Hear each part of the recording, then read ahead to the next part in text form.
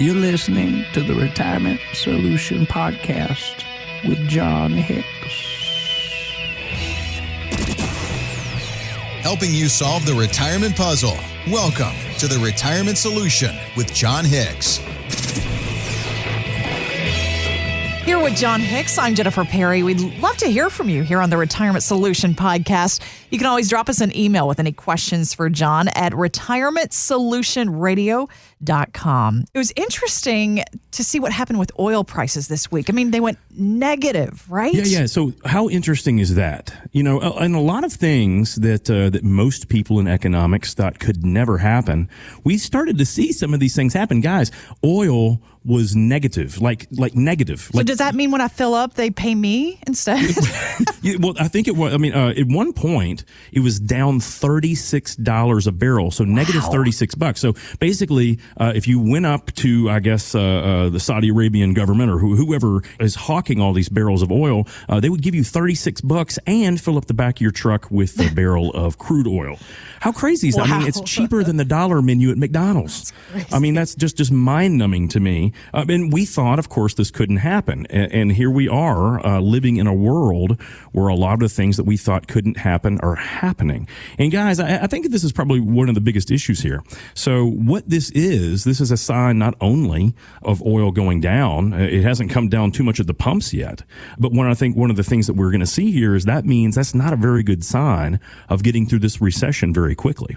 Now, guys, of course, this is not like the only sign that we should look at. This is not like this soothsayer saying, hey, oil prices are really, really cheap, so the economy's not coming back. But it is interesting, though, because oil does typically lead a lot of recoveries when you look historically. So I think that, I guess, the vision that the administration wants to give, this very quick V-shaped recovery, of course, where it went down pretty fast, and they're saying, well, it'll come up very fast, too. Maybe that's not so much in the cards right now. Now, I would love for that to happen, but we may see, Jennifer, a lot of other different types of letters used instead of a V. Well, you mentioned hockey stick recovery last week. So can you first explain that one? What does that look like? Sure. Yeah. If you think of kind of a hockey stick, you know, there was kind of if you're looking at I guess the part where you hit the puck with, you know, there's basically that down part. And then, of course, there's a very long, prolonged stick attached to it. So that's kind of the idea. We went down pretty fast. And so there's like the puck hitting part, but then that stick is pretty long to get back to where we were. So that's probably realistic.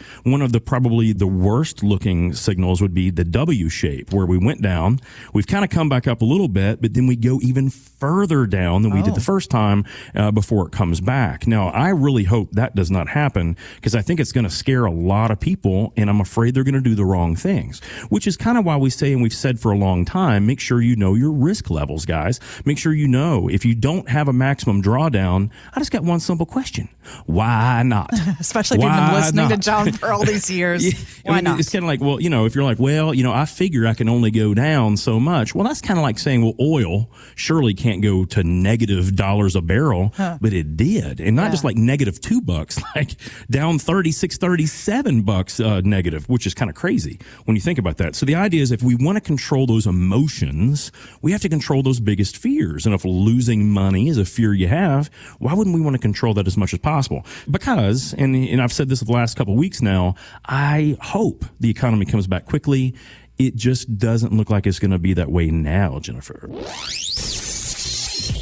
There's no such thing as a dumb question. Well, maybe.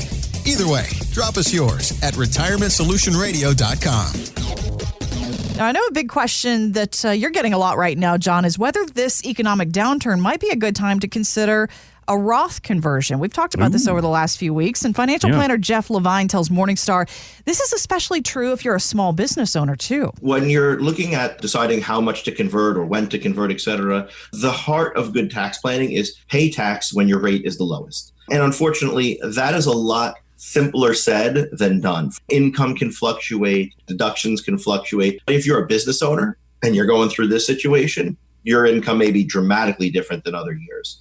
Similarly, we talk about tax rates, and some people say, well, what if Congress changes the rates? That's another possibility too. So when you say pay tax at your lowest rate, there's a lot that goes in there.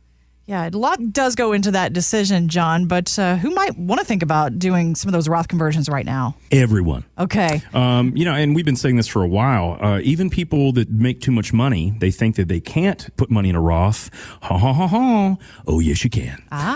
It's called a backdoor Roth conversion, where you put money into a tax-deferred account, a regular traditional IRA, and then you immediately convert it to a Roth. Ooh. Yeah, so you're not going to be able to get the tax break, obviously, from putting the money into the traditional IRA, but you can immediately get it to the Roth. And so here's the thing, guys, and I've been saying this for a long time. You know, the government and the Treasury are printing all this money. Great, wonderful, I guess. I didn't get none of it, but it's good that they're doing all this. But guys, how are they going to pay for this stuff?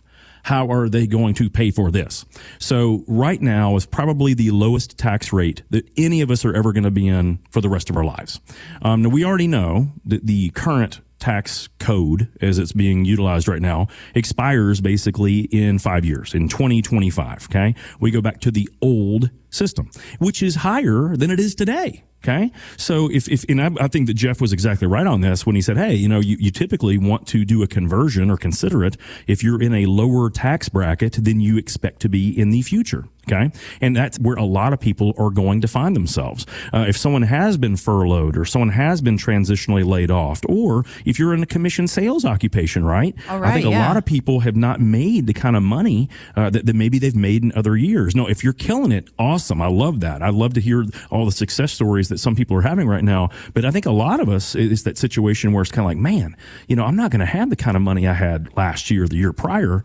Well, that may be a really good time to consider making the Roth conversion. Okay. So here's kind of another idea that doesn't have as much to do with tax rates, Jennifer. Okay. So let's assume that you feel kind of like I do that 3 to 5 years from now, the market's probably going to be higher than it is right now. I mean, that's kind of my thought. Yeah, me too. With all of the money that the Treasury is putting out there and the Fed has made interest rates so low, I know we're going to have some turbulence here for a while, but I feel pretty strongly that 3 to 5 years from now, the market's probably going to be a good bit higher. I don't know that, but that's kind of my thought. Yeah, so if that be the case, is now a really good time to consider taking some of your riskier assets and converting those into the Roth, so that when the market does come back, of course, riskier assets typically have more of a growth opportunity. You're going to get all of that future growth and you're never going to pay taxes again on it.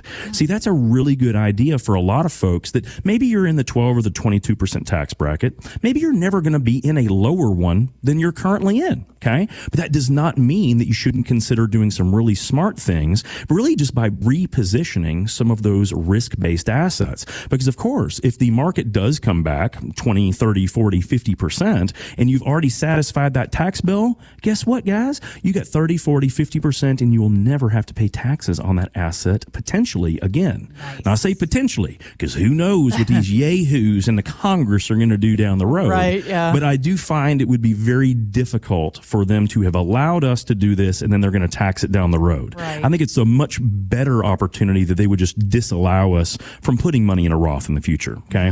But realistically, those are two really good times. Either if you know that you're in a lower tax bracket than historically you're going to be in, or number two, if it's a way to reposition your risk-based assets. These are two ways that no matter how long this downturn lasts, we can at least be positioned to win faster or better when things are finally going the right direction.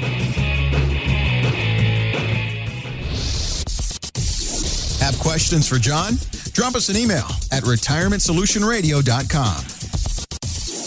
Financial professionals are not licensed in all 50 states. To find out if John Hicks is licensed in your state, please call 502-690-5635. J. Hagan Capital Inc. is not affiliated with nor endorsed by the Social Security Administration or any other government agency and does not provide legal advice. Annuity guarantees rely solely on the financial strength and claims paying ability of the issuing insurance company. By contacting us, you may be provided with information about insurance and annuity products offered through John Hicks, Kentucky Insurance License number 998827.